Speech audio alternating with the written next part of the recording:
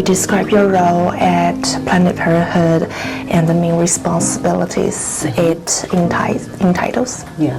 So I am the Chief Executive Officer, CEO of Planned Parenthood Northern California, and I am tasked to be responsible for the day-to-day operations of the organization, and I report to the Board of Directors. And all of the teams and all of the strategic plan and all of the efforts that we have, I am responsible for authorizing that and to initiate. Yeah. And what motivates you to work with Planned Parenthood, and how did you start your journey here? Well, I came through the doors of this affiliate and this health center in Concord 40 years ago. I was a student at St. Mary's College. And I walked through the doors like many people walk through the doors now. I was low income and first generation to go to college. And there was very little talk of sex before marriage was a taboo. And I knew that I needed to get some education, some information. Yeah. I needed to get care to allow me to kind of have the life that I wanted to have.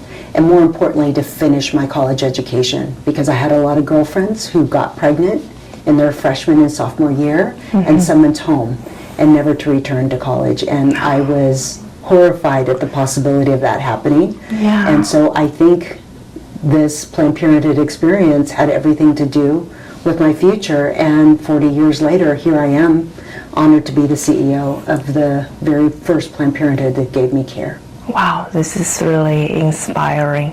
Yeah. What are some of the most impactful projects or initiatives that Planned Parenthood has undertaken recently? So I think what has been most significant is our absolute 100% commitment to our mission and fulfilling our mission. And that's what it always been, but it feels more special now, given the fact that Roe was overturned. And we just have collectively decided that we're going to just lean forward and advance care for everybody, Californians and those who have to flee their home states, which I can't even imagine the horror of that. But we know we have to be strong, and even stronger in this moment. So that is ultimately the most important thing. And then we're very proud of other things that we've done. We've launched our telehealth medication abortion services for anybody in California, which increases access to abortion care. Since 2021, we have opened 3 new health centers that all had expanded capacity, and we're about to open a 4th new health center in the fall. So we keep on moving forward, getting bigger and stronger, because we know more people are counting on us. Yeah, even though after that being turned over, for sure. Can you share a story where you feel your work directly made a difference in someone's life? Well, the fact that we have expanded care has been significant. And one of the examples I can share with you is that the San Francisco Health Center that we increased.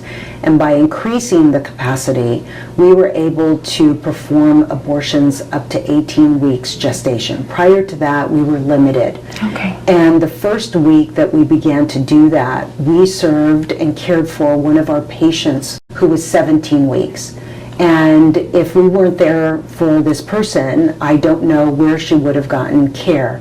So that is one example of why we do the work that we do, to make sure people get the care that they need and want. And then they can have the lives that they want. And that's the most important thing, because the bottom line is our mission is about freedom. Freedom for people to decide what it is that they want to do, and who they want to love, and when they want to be a parent, or if they don't want to be a parent. Oh my God, this is really inspiring, and I couldn't really imagine how hard could that patient be at 17 weeks. That's really major for her, and completely convert her life. Well, and part of that is because we still have abortion deserts here in California. Even though we are a reproductive freedom safe haven, there are parts of California that don't have a lot of care. The rural communities throughout California, there is a limitation. And so that's why I'm proud that we were able to assist this patient in getting to us here, because we do have a health center, but it has limited capacity. And so that's the beauty of all of that, and our ability to connect and support that patient to get here. Right, right. Planned Parenthood often finds itself at the center of the political and social controversies. And how do these challenges affect your daily operations and long-term planning? So on a day-to-day basis, we operate with our patients in mind. And that's not controversial. Other people make our work controversial. We just do healthcare. And so we stay focused on the mission. We stay focused on our patients and care for them. And we just lean into doing good work. That's not controversial. That's just doing the right thing. Right. And then other people make it controversial for other reasons. And how do you handle personal and professional backlash, and what support does Planned Parenthood offer to its staff in such situations? So for me personally, I have been accosted and have been told terrible things by people who don't agree with our work. And I really don't allow it to ruin my day or to stop my focus, because I know that in many cases these people have a lack of education and clarity about what we do. And if people are so emotional that they're going to be telling me this type of stuff, it's really hard to have a fact-based type of conversation, because they're already now very biased in what they think about us. And so that's very unfortunate, because I always love an opportunity to educate and to open people to understanding really what we do. But a lot of people are close to that, and that's fine, and they'll have the misinformation and do whatever they do. But here as an organization, we talk and make sure that all our staff has resources. So we have a good healthcare support for our team. We talk openly about any of these types of issues, how to support, and we direct our staff. We have a very clear indication if there are protesters or people who are yelling at them. We have clear instructions on what they do or not to do. Also who to call to get support, because we are very, very serious about protecting our patients and our staff from undue harassment. Sometimes, it happens without us seeing, but we try our best to make sure that we're protecting everybody. But a lot of the protesters assemble on the public sidewalk, and so we're limited because it is a public sidewalk. But once they're on our properties, that's where we can hold the line.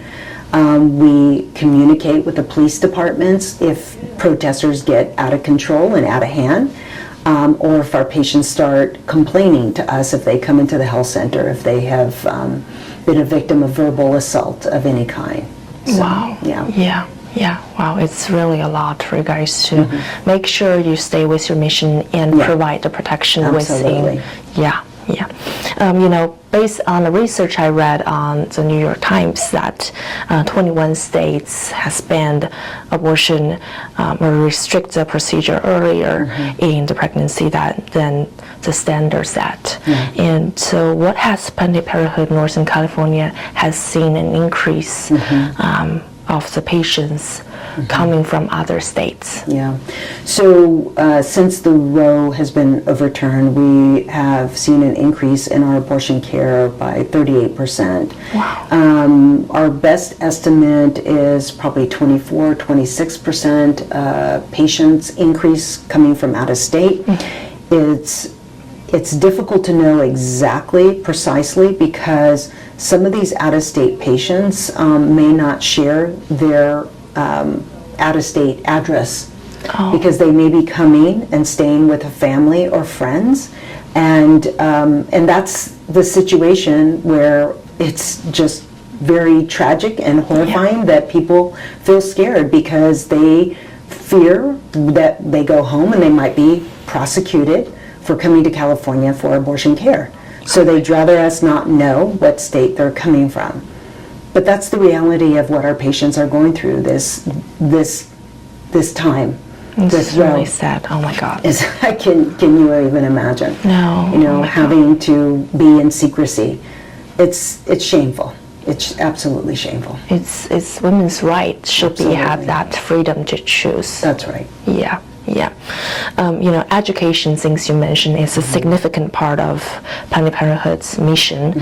And what are some key messages or programs you focus on when it comes to community education? Yeah. So the education happens in a variety of ways, in direct outreach to individuals or organizations, and it happens every day in our health centers. And the basis of all that is for our patients to really understand their needs and their wants and whatever they're coming in. So if somebody's coming in for an STI, a sexually transmitted infection test, to really go through and understand exactly how that test takes place, what are the implications if they become positive with any kind of STI, and what's the implication to future partners, how to protect themselves, and if they don't, if they're not positive, then how to prevent any further infection or any new infection going forward. So it's a lot of breaking down healthcare services and what they need, and to really learn about that patient as well, because that patient may have a lot of questions about anything having to do with their sexuality or their sexual practices or behaviors that they may want to talk to our skilled educators and community health workers and also our healthcare staff. The crux of all of this is that we come to those conversations without judgment, because there's not one right way of doing anything. It all comes down to what that individual feels is right for them, for themselves. Yeah, exactly. So we just want to make sure they have all the information, and then they can make their decisions. Yeah, stay neutral and unbiased. Just share the facts. Because the fact they went to us is already they are seeking for help. That's right. Instead of seeking for judgment. That's right. Right. Exactly. Right. So how do you measure the success of the educational outreach? That people have more information and they can make better decisions. Yeah. And also that we get a sense that patients are empowered, because, and to reflect back 40 years ago, that's how I felt. I walked out and I had what I needed and I felt like I could conquer the world. That's how I felt, that I got everything that I needed. Yeah. So that's how we want people to feel, that they're healthier, they understand their status, they can now make well-informed decisions. Yeah, great answer. Looking ahead, what are some of the goals Planned Parenthood is aiming to achieve in the next few years? Yeah, well, one of the most significant things that we have to understand is the upcoming elections that are happening in November of this year. And I encourage all your listeners to register to vote if they're not registered to vote, and if they're registered to vote. I won't get into partisan politics and I won't get into individuals, but I will say that we're asking for everybody who believes in Planned Parenthood to educate themselves on candidates and where they stand on reproductive freedom, And we really need people to really show up at the ballot box.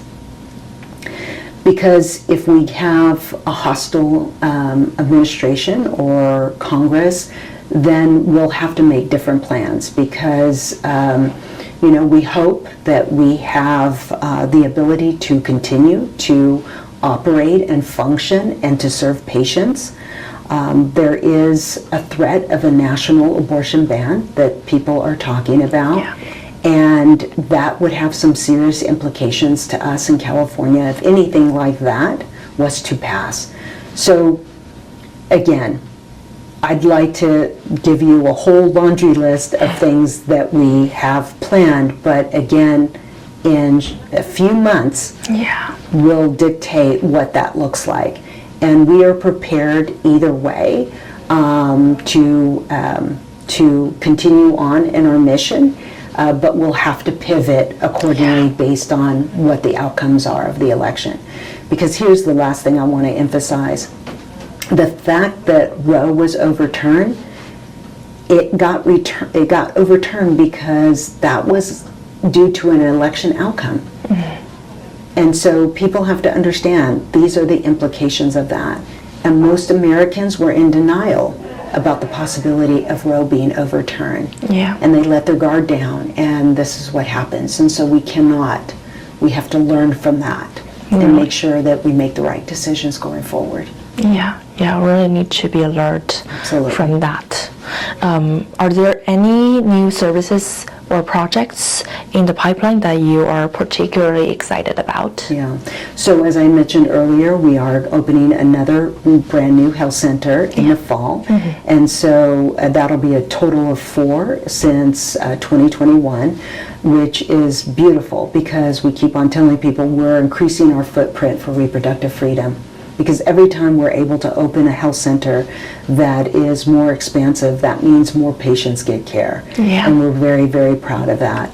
And we will continue on with our telehealth services and doing more if we need to do more. What we're also very committed to is health equity and making sure that people who need more care based on multiple factors, that we're able to serve them accordingly by language, by cultural understanding and sensitivity, and to meet people where they're at. Yeah. Because by and large, the patients that we serve are people of color, and by and large, many of them come to us with different language capacity. And we are also proud of the fact that we serve patients regardless of their immigration status and their ability to pay. And that's another beautiful thing that I'm so excited about, is that we have a robust, uncompensated care program. So when people come to us and they have limited capacity, they're underinsured or not insured at all, we never turn anybody away. We cover them. And that is so exciting, and I'm so proud of that.